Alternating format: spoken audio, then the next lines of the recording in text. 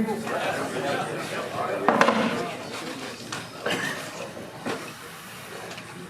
waiting for the boss, Sydney, to finish negotiations.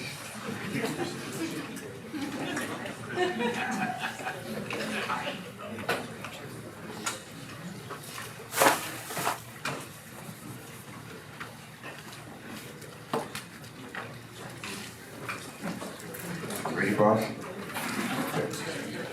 Good afternoon. My name is Rick Cornell. For those of you I haven't had the pleasure to meet personally, I'm the Vice President of the Southern Arizona Business Coalition. And a couple of months ago, you had the Mining Alliance meeting, and I was back east for some family issues, and so I didn't have a chance to make it to the meeting. And I heard Jim and Sydney, they realized they really don't need me here.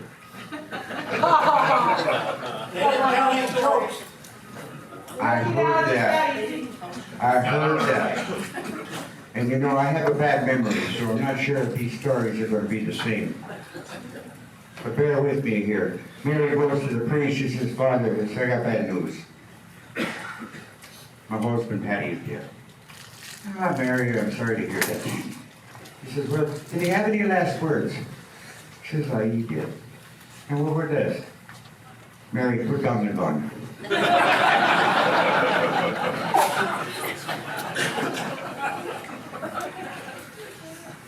Patty decides he's going to take his son for his first drink. So they go to the bar and he's sitting there and he orders. He says, McGinty, 2 Guinness. Gets a Guinness. Patty drinks in. The son pushes the drink away. So he drinks. Brings the son Guinness. Yeah, apparently he's into whiskey. How about a couple of Jamies? So he pours a couple of Jamiesons, sits them up at the bar, he drinks his, and the son pushes it away. He said, boy, this boy is spoiled. He says, give me some of that 12-year-old Scotch single malt. So he gets 2 of those, the son drinks, Patty drinks him, the son pushes it away. He says, you know what, I think we've had about enough of this stuff. He says, maybe you should take your son home. He says, I agree. So he picks him up, puts him in the stroller, and they go out the door.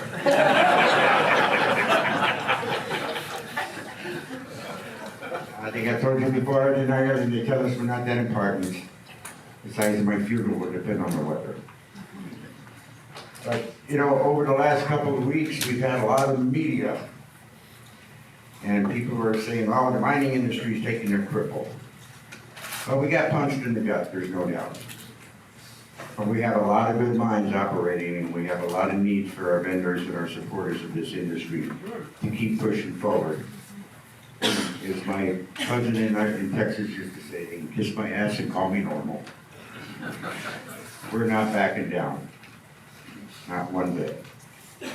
There's too much going on in this industry, so yes, we have a setback of one project, but we have other projects that are going to move forward. And we look forward to the continued mining operations throughout Arizona, including the aggregate industry, making sure that we're all working together with one voice, and to start telling the people that we know and care about, our friends and family, and those we don't know, how valuable this industry is to us and to them as a whole. And then before the meeting's over, talk a little bit about the program we're going to really push hard in the next 60 days. So before we get going any further, we're going to start with that gentleman way back to the granite safety sign, and introduce yourself, sir. I'm Oscar Diaz with SABC Benefits Insurance. Let's not be bashful, and speak loud. I'm Jose Davila. I represent Industrial Specialty Supply here in Tucson. We do instrumentation, controls, and valves. Thank you, sir. Thank you. I'm Daniel Quintanar with Suez Water Technologies and Solutions. Our newest Amigos member. Thank you.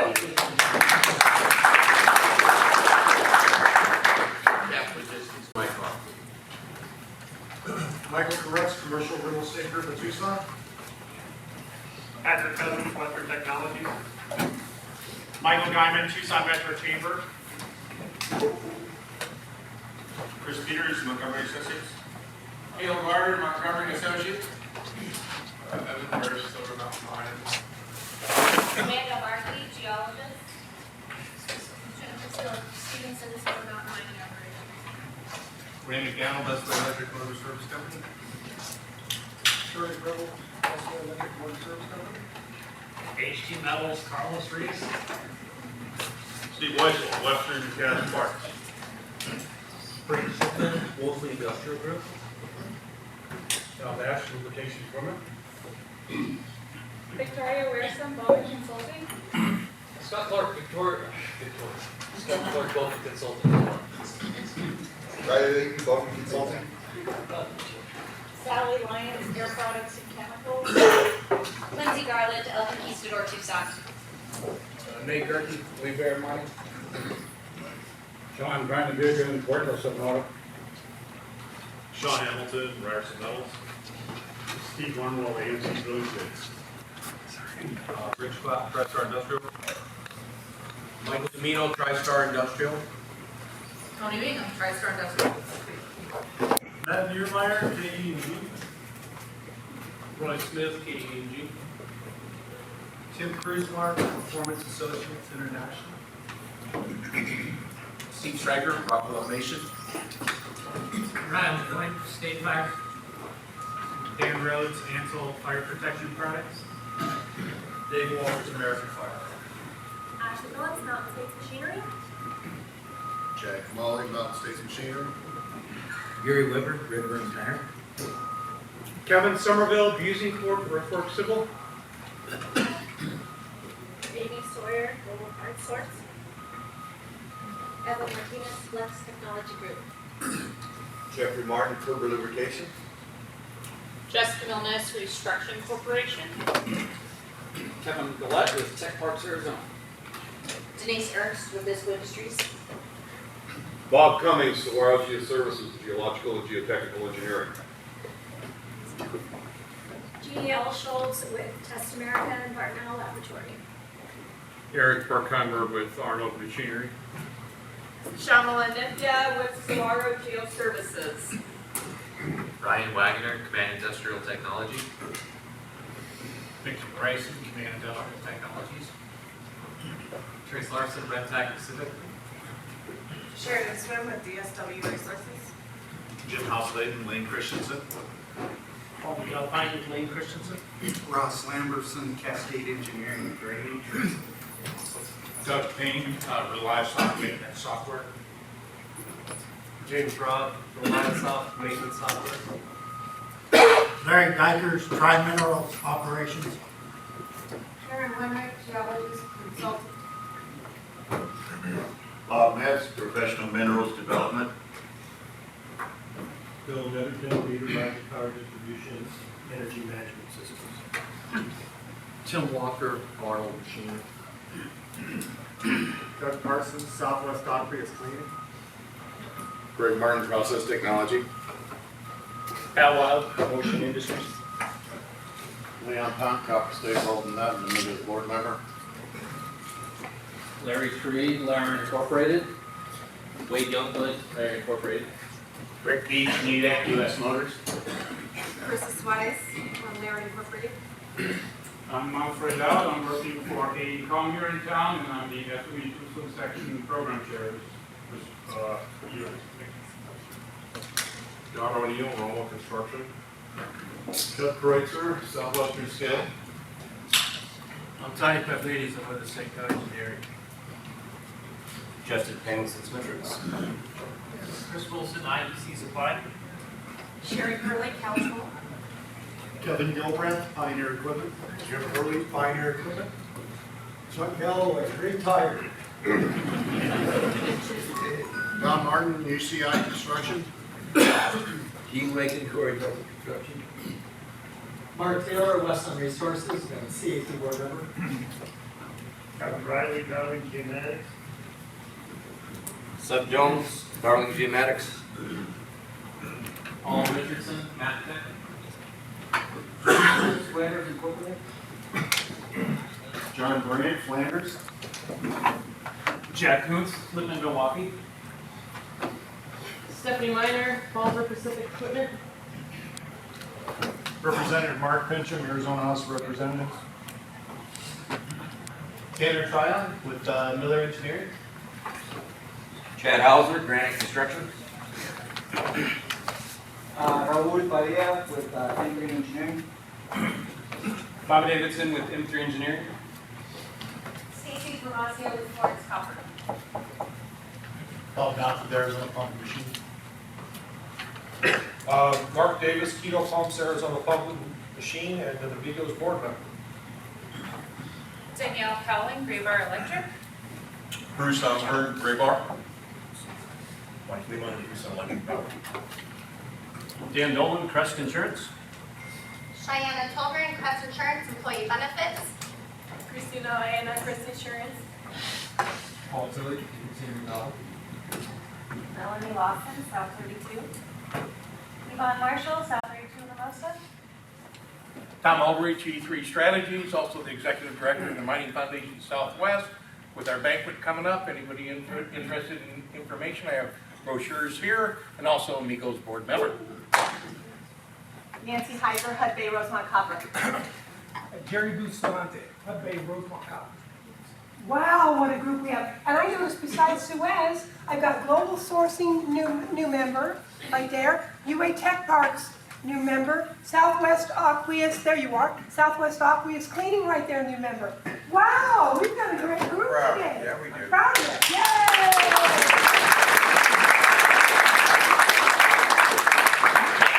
And Sydney Hay, our resident cheerleader. We like Rosemont, we like Rosemont. How are you? Good, sir. Good to see you.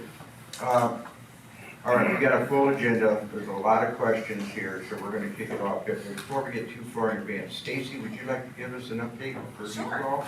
Come on down, young lady. Florida Copper is moving along pretty well, aren't you?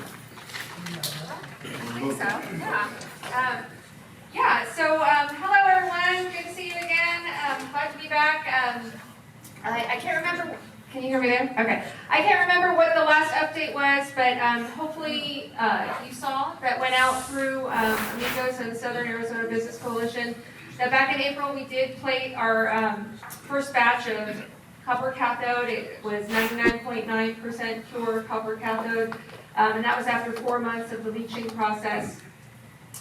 So here in June, we're happy to say that the copper grades in the leach solution have reached commercial levels, well in advance of what we expected. Yay!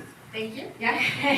So in other words, the production test facility, again, for those of you who are not familiar with the project, we are fully permitted for in situ copper recovery, but it is a 1-year test facility.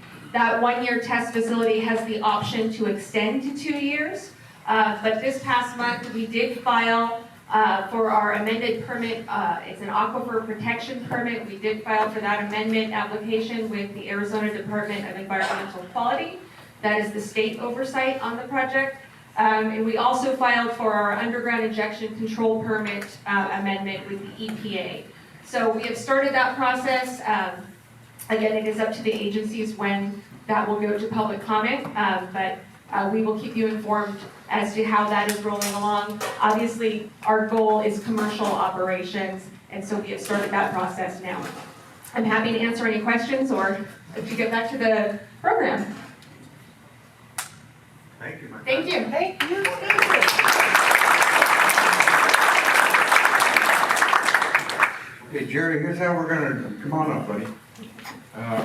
Paul, you might as well come up close by. We're gonna have Jerry Bustamante just sort of give a brief statement about, from Hud Bay's position. Paul Tilley is an attorney with Deacon McDonald. He's gonna do sort of a walkthrough on the actual decision itself. Okay, and Jerry, I'll leave it to you. All right. Thanks, Rick. Good afternoon, everyone. It's good to see you. It's good to be seen.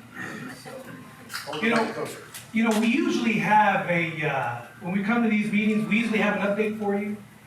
We have a slide presentation to let you know how we've advanced the project and where we are. But my comments are going to be brief today. You know, as you all know, you all are familiar with the court decision last week in federal district court. And I'll just start by saying, you know, I can't express how disappointed we are as a company with the court's decision. we're extremely disappointed. This decision is also it's a pretty big setback for the Rosemont project. And it's something that I just can't, I can't marginalize. It is a pretty big setback. We've had setbacks in the past. This is just the next one in our path. But, this is a decision that as a company, we strongly disagree with. And we're gonna appeal this decision. We're gonna fight this. We had started some initial work on Rosemont, an early works program that we started probably about 4 or 6 weeks ago, really preparing the site for construction. A lot of work that we were doing on the west side of the mountain to build our utility corridor, and we were prepared to spend somewhere in the neighborhood of about $120 million just this year alone, just to prepare the site for construction. So, that's those are some serious dollars for a community such as this. So all of those activities have been suspended for the time being. But meanwhile, we're still here. We still have a project, okay? And it's important for us to share with you that, we still have a world-class project that we as a company, we're excited about, and that we strongly, strongly believe that it meets all the state and all the federal requirements. We have a great project. And as a company, we're committed to Rosemont, and we're determined to build it. Okay, that's important for us to share. We are determined to build Rosemont. So right now, we're working on, while we appeal the decision, we're also working on exploring all of the different options that we have to get the project back on track, okay, to find that path forward. So that's what we're working on right now, but we are committed to this project. So I know there's a lot of questions. I'll be happy to take any questions, and I will be happy to provide answers that we have at this stage of the game. You're also welcome to share any comments as well. So with that, I'm happy to open it up to questions. Can we let Paul Sure. review the brief and then have both of you up here for questions? Absolutely. Okay, let's turn it over to Paul. Yeah, and real quick, Paul. Before I forget, I was remiss. Granite Construction. Thank you, guys. Yay, Ladies.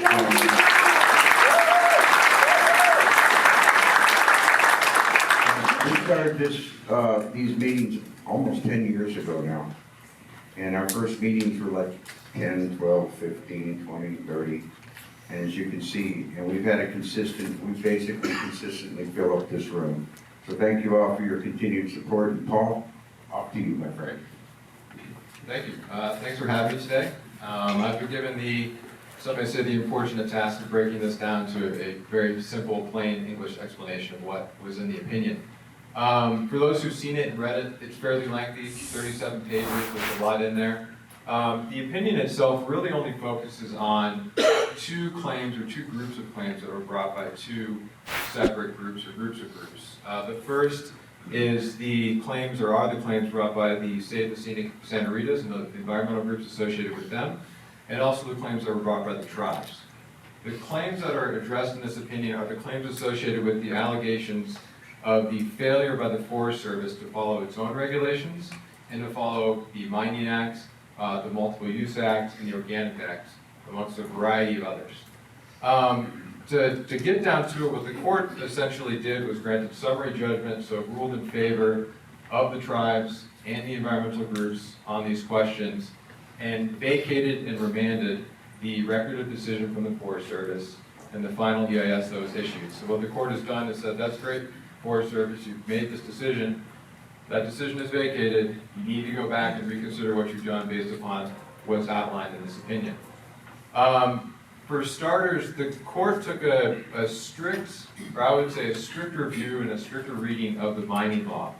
The position that the court took and what the court really focused on were the unpatented mining claims that would underlie the tailings locations. Basically, claims that were staked that would be positioned and used for the overburden and the tailings that would be part of the project.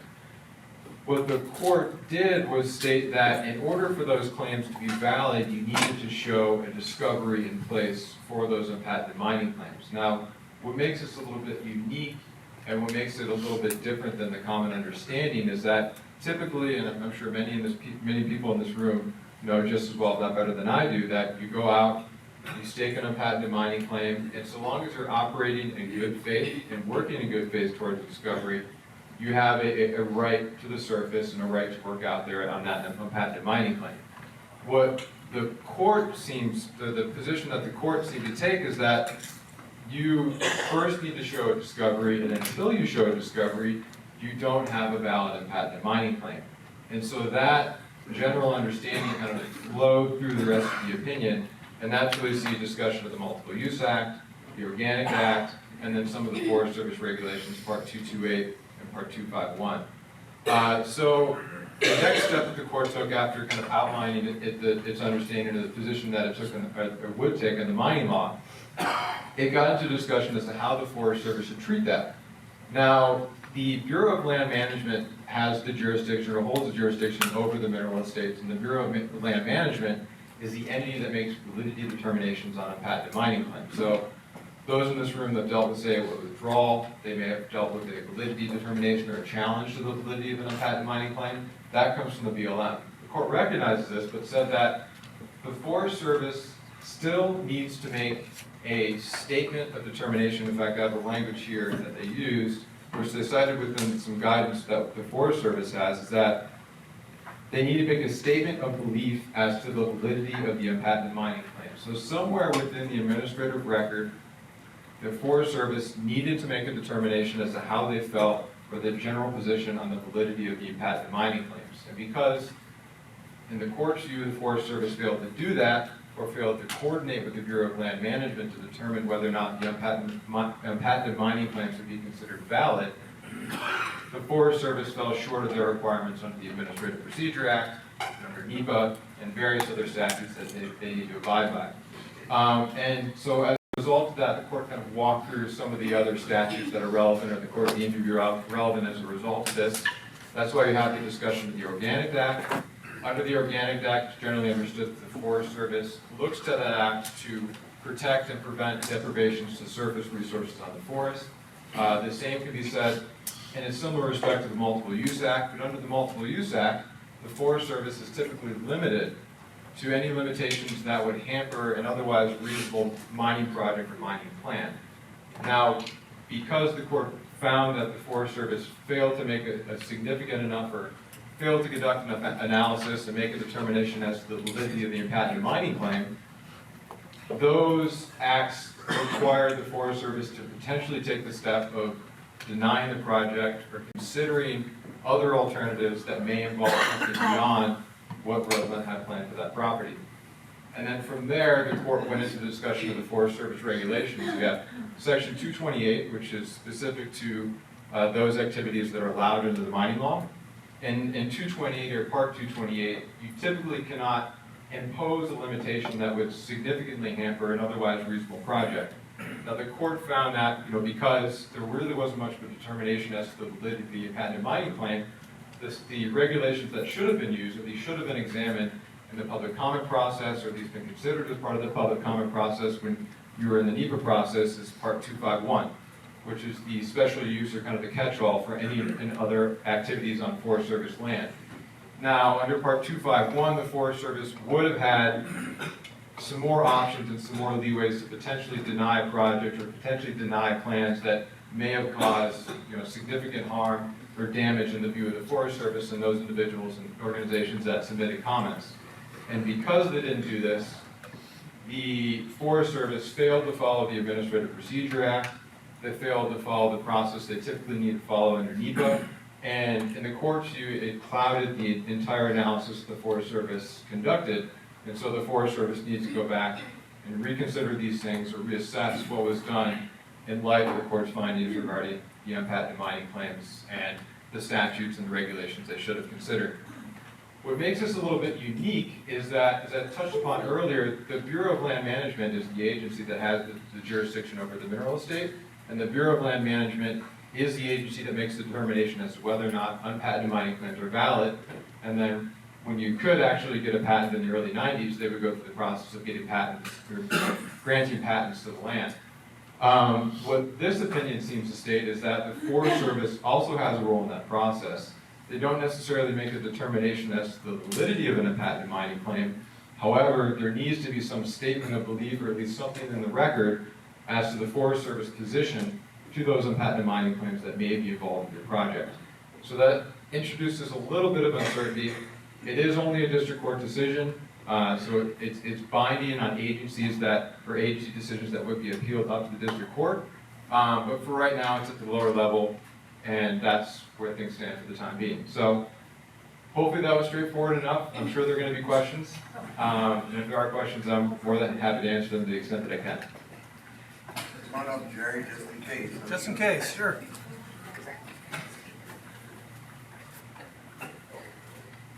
Obviously, you're gonna appeal this decision. Where does the Forest Service stand with this? Are they just gonna stand in the background while your appeal goes forward, or what do they do, I guess? Yeah, well, I should have qualified at the start. I don't represent Rosemont here, more kind of as an independent attorney explaining the mining law and the decision. Don't have the answer. It's one of those things where this decision is less than 10 years old, 10 days old, I'm sorry. So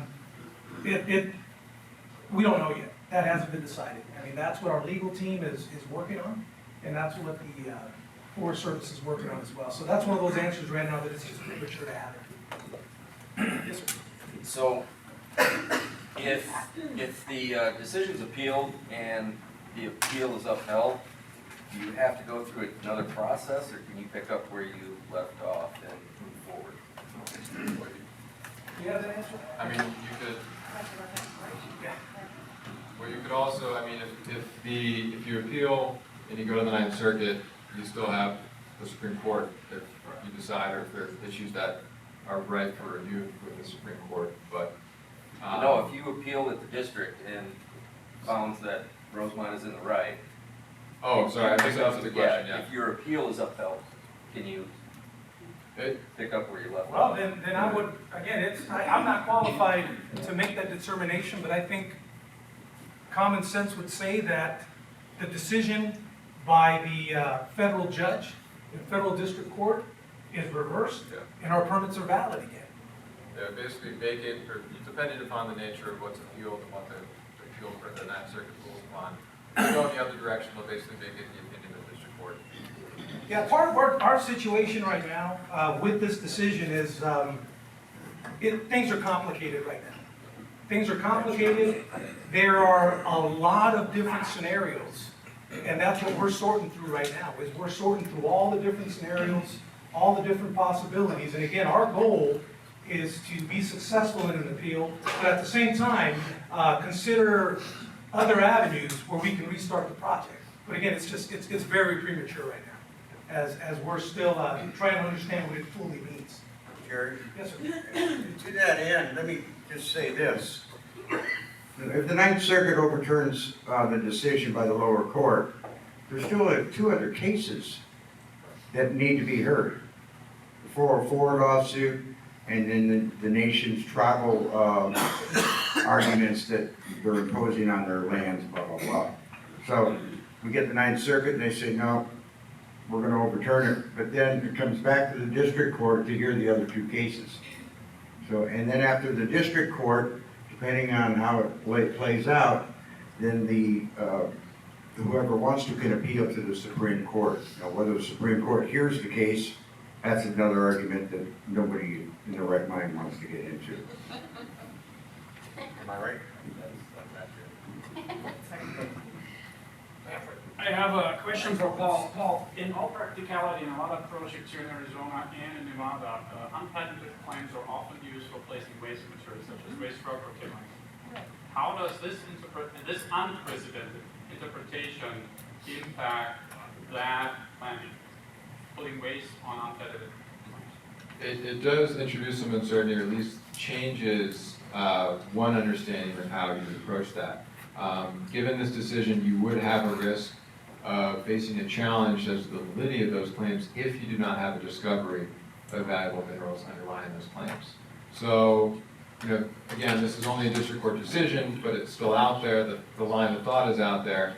So you would want to make a consideration, or at least consider whether or not you have a valuable mineral deposit underlying those claims. Yeah, just following up on that, somewhere back in the Paleozoic, when I took a class in mining law, I thought an unpatented claim was valid so long as it was contiguous to one that did contain a mineral discovery and was also necessary for the development of the deposit. Is that not true in the case of the waste disposal claims here? That's a good question, and they did get into it a little bit in the opinion. If I remember correctly, the opinion seemed to take the line of thought that you need to have a discovery within the confines of each claim.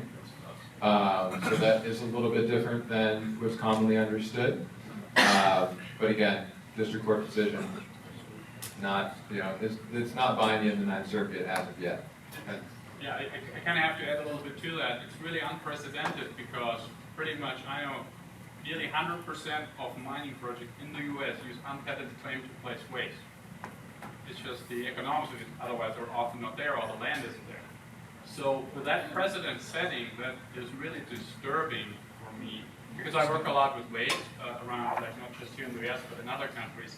That setting that precedent is pretty interesting and concerning for me because you use unpatented claim to place waste, but if you have to prove a valid deposit under there, you don't place waste on it. Because that's what condemnation is really for. So it kind of contradicts itself in the logic and basically creates a big issue, not just for this project, but for the entire interpretation of the mining law in every project that's currently in the permitting pipeline. We're hearing the same thing from other mining operators. We're hearing the same thing from the National Mining Association. I mean, this is one of those decisions that has really sent the shockwave across our industry.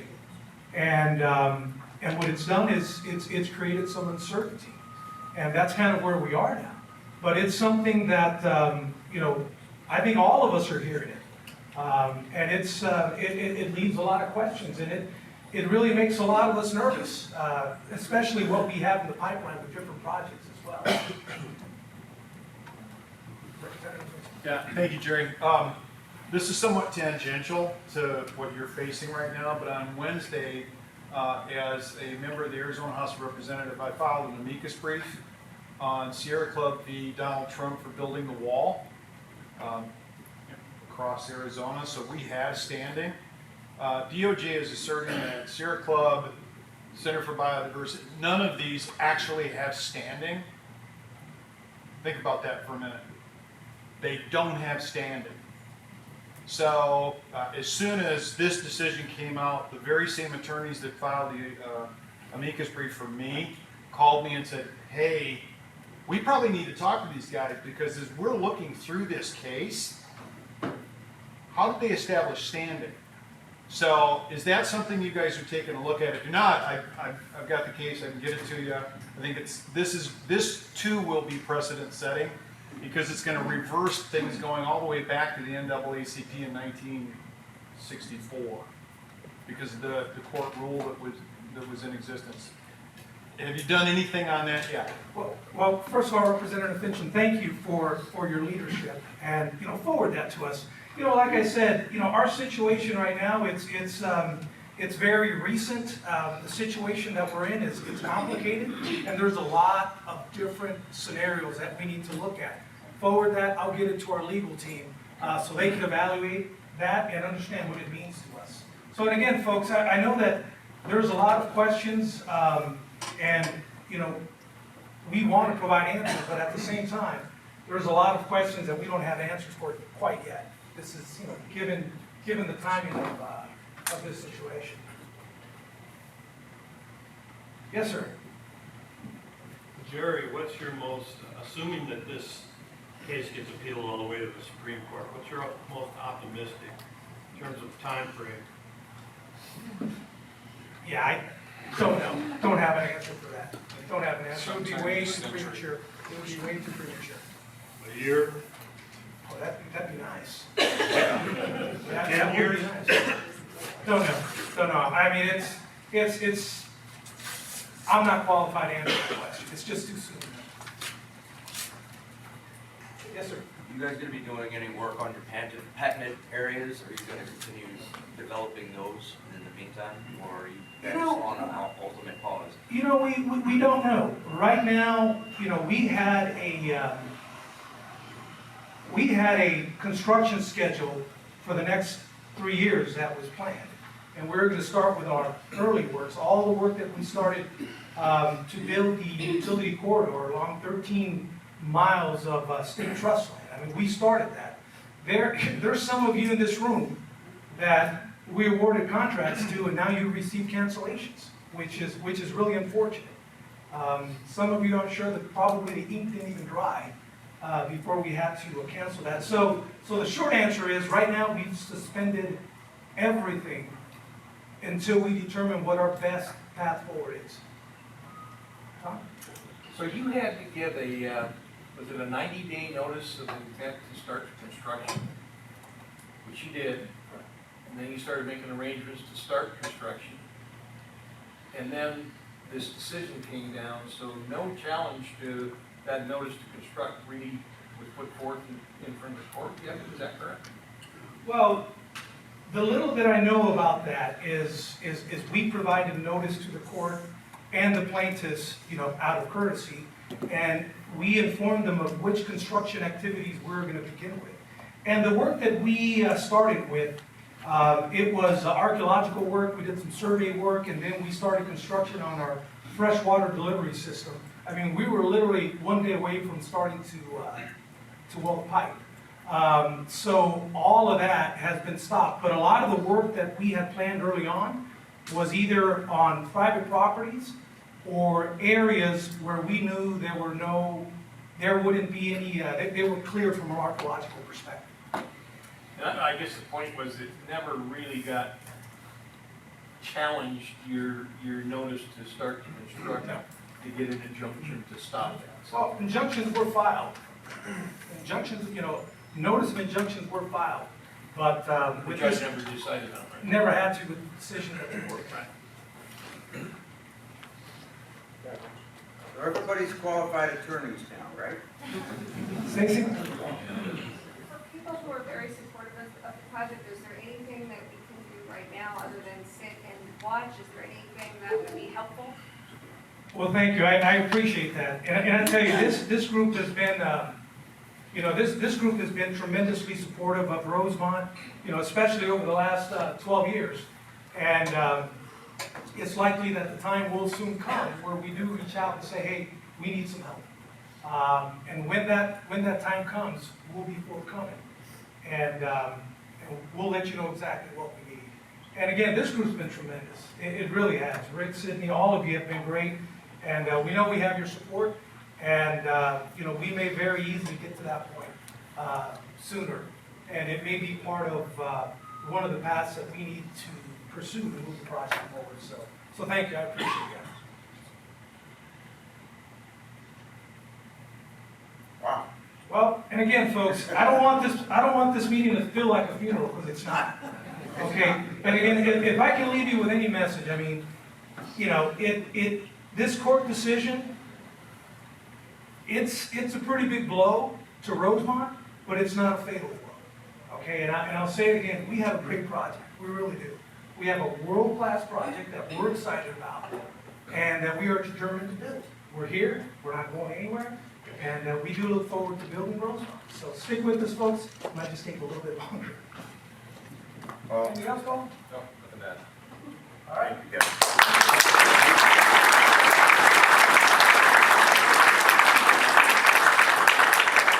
Okay, we got a couple of other things, and then everybody will get home or get out of here to get in, check out your time card, and go play golf or something. No golf? Sydney? Announcements? Yes, ma'am. Okay. How many of you are going to be at the Reverse Expo next Friday in Flagstaff? Yay! -1 now, or what 3 and 2 for Rosemont? Rosemont's going to be there. Awesome. Absolutely. They'll be manning a table all day because they're not going anywhere, and neither are we, and neither is our support, so they are going to be there. Aren't you? Absolutely. Awesome. So then, September 6th, how many of you come to the Amigos Golf Tournament September 6th at the gallery here in Tucson? Yes. I have 15 spots. open in that tournament, when we have to cut it off at 250 golfers, and I'm at 235 right now. So if you are not in yet and you want to be in, you've got about a week, or it'll be sold out. And then last month I announced that we are going to have our first ever sporting clays tournament for all of you who aren't golfers but do like to go hunting and shoot shotguns. We have a date for that now. It will be October 11th. So mark that on your calendar. The invitation for that will go out after the expo is over, so I don't bombard people with too many things to come to. So October 11th, and that we're only going to be able to fit 100 to 125 shooters at the sporting place here in Tucson. So that will probably sell out really, really, really fast. So when you get the online invitation, sign up. Those are my announcements. Have I missed anything? Bosses? Missed anything? Okay, just one more thing. We're going to get to this. A lot of you probably saw this video, but I'm showing it again.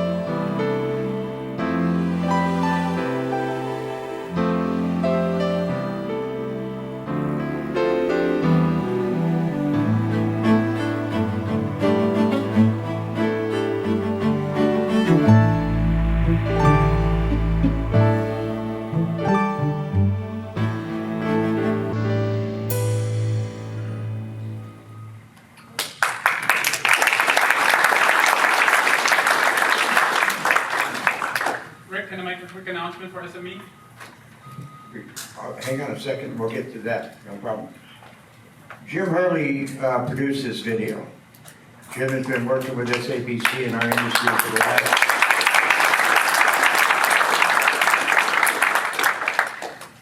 We were originally going to have a mining appreciation event, actually we moved it to October 11th, but we decided, you know what, let's wait a little bit, let's get through this year, but we are still doing our Miracle of Mining media campaign. The goal behind this campaign is to let the people know, and this, you know, we're good at talking to ourselves, but we need to step up our audience to let the rest of this communities around our mining companies know how important this industry really means to each and every one of us.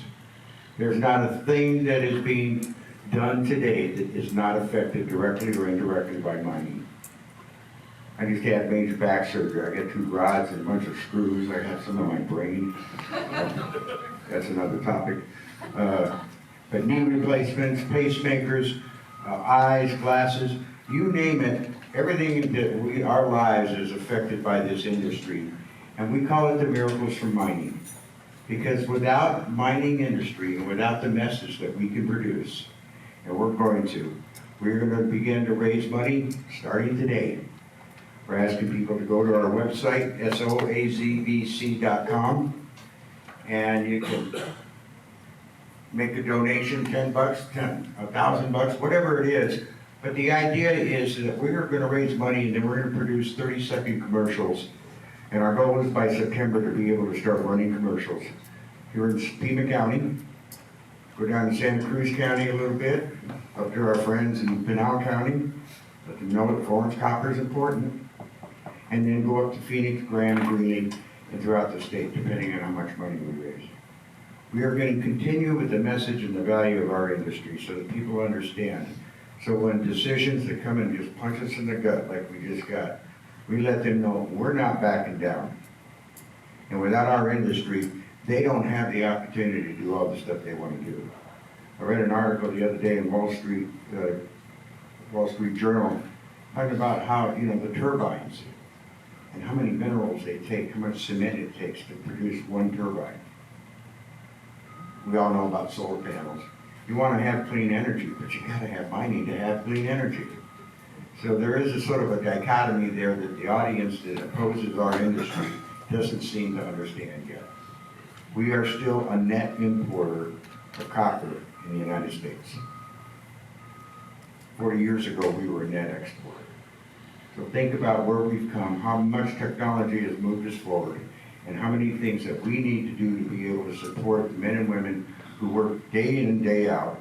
And I've had the privilege of getting to know over the last 10 years, being able to put the message out, we're not backing down. And as they say, don't worry about the mule, just keep loading the wagon. And ladies and gentlemen, we're loading the wagon up when we're starting with our Miracles for Mining Media campaign. So I want to thank you all. Please visit our website. We have some t-shirts, 10 bucks a piece. Say Miracles for Mining. Wear them around the yard. Whatever you want to do. But we're really looking to get this thing up and running. And Jim is going to continue doing the great work he does. And say thank you all. And go ahead, my friend, SME. Great. That's a great program you put up there. Just want to make a quick announcement. SME, we have a dinner on Wednesday the 14th. Justin Cross will be speaking. He's the general manager of Freeport ACTA, and there's a lot of exciting things going on out there. So there's a lot of things in the pipeline. So for everybody who hasn't signed up yet, deadline is typically lunch today. But if you go on our website, SME Tucson section, and sign up in the next 1 or 2 hours, you still should be good. Thank you. Otherwise, we're calling you. Or if we otherwise call me. You want to have a great weekend, everybody. Thanks for coming out here for us.